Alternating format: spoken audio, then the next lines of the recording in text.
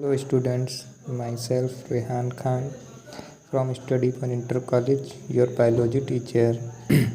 Today we are discuss about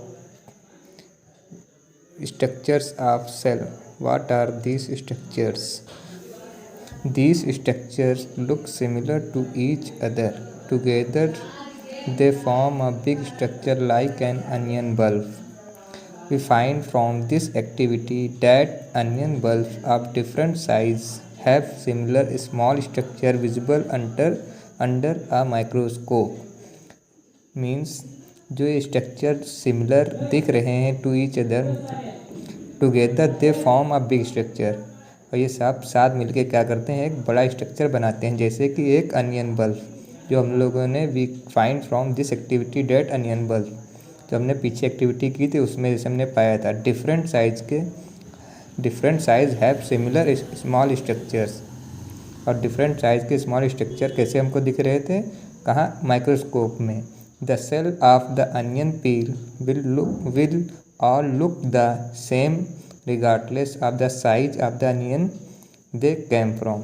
और जितने भी इसका अनियन पील के जितने भी दिख रहे थे सेल कैसे थे, एक जैसे, regardless of the size of the onion they came from, जो इसके जहाँ से वो आए हों, कहीं से भी है, लेकिन वो सब एक जैसे दिख रहे थे। These small structure that we see are the basic building unit of the onion bulb. यही जो स्मॉल स्ट्रक्चर्स हैं हम लोग देख रहे हैं, we are see the basic building units of onion bulb. It means these structure are basic unit of onion bulb. These structure called cell, और इन structures को क्या कहते हैं, सेल्स, जिससे ये अनियन बल्ब बना है। Not only onion bulbs, onions, केवल अनियन ही नहीं, जितने भी ऑर्गेनिज्म हैं, but all organism that we observe around, जितने भी ऑर्गेनिज्म हैं लिविंग बीइंग जो हम लोग अपने आसपास देखते हैं, सब काहे से बने हुए हैं, सेल के बने हुए हैं। However there are also single cells that live on their own. हालांकि जितने जो सिंगल सेल भी हैं वो अपने आप से अपनी लाइफ जी रहे हैं। Okay, now cell were first discovered by Robert Hooke in 1665. Okay, he absorbed the cell in a cork slide with the help of a primitive microscope. और रॉबर्ट हुक ने सबसे पहले इसको कहाँ देखा, सेल को कॉर्क में देखा इसको सबसे पहले, तो किसके थ्रू, प्रिमिटिव माइक्रोस्कोप के थ्रू। ओके, फिर उसके बाद 1674 में Leeuwenhoek with the help of improve microscope, primitive microscope के बाद माइक्रोस्कोप का अपडेशन हुआ, इससे ज़्यादा इम्प्रूव बने, तो लेवेनहुक ने क्या किया, discovered the free living cell in pond water for the first time. Leeuwenhoek ने क्या सबसे पहले लिविंग सेल देखा, कहाँ, पॉन्ड वाटर में, फर्स्ट टाइम, सबसे पहले लिविंग सेल को किसने देखा, लेवेनहुक ने। और रॉबर्ट हुक ने देखा था कॉर्क स्लाइस में, जो कि एक पेड़ की छाल होती है, वो लिविंग सेल नहीं था। सबसे पहले लिविंग सेल देखा लेवेनहुक ने 1674 में। उसके बाद सेल के और स्टडी हुई, उसके बाद एक साइंटिस्ट और आया, it was Robert Brown in 1831 में रॉबर्ट ब्राउन ने क्या किया, who discovered the nucleus in the cell के अंदर क्या उन्होंने काहे के डिस्कवर किया, न्यूक्लियस का। After Robert Brown Purkinje has come, Purkinje in 1839 coined the term protoplasm. उन्होंने इसका टर्म, उसका क्या नाम दिया, protoplasm, for the fluid substance of the cell के अंदर जो सब्सटेंस भरा हुआ है फ्लूइड टाइप का, उसको क्या उन्होंने नाम दिया, protoplasm. The cell theory that all the plants and animals are composed of cells and that the cell is the basic unit of life.